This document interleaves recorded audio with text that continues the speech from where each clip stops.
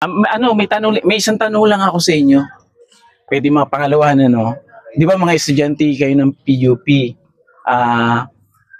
Gusto ko lang humingi sa inyo ng kaunting mensahe bilang yung parang gusto nyo sabihin sa kapwa nyo estudyante, kapwa nyo kabataan, na pwede makapag-inspire sa kanila. Kasi sinasabi di ba sabi nga ni Rizal, kabataan, pag-asa ng bayan. Pero sa nakikita natin ngayon, ano ba yung takbo ng kabataan, saka ano yung pwede nating masabi sa kanila para ang kabataan pa rin maging pag-asa ng bayan. Ayan, syempre, unahin na natin yung nauna kanina, no? Unahin na natin. Eto. Oh. Oh, sige. Yung ano na, sige. Oh.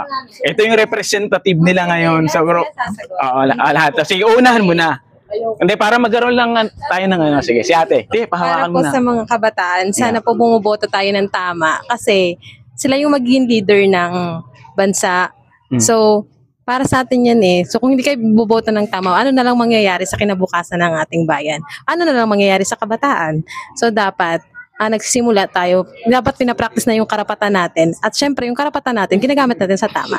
Ayun yun. Para, syempre, yan yung karapatan natin kahit mahirap, mayaman. Isang count lang naman tayo eh. Diba? Isang count lang. Hindi na ano yung sa yaman. Kaya napakalagang gamitin natin yung sa tama.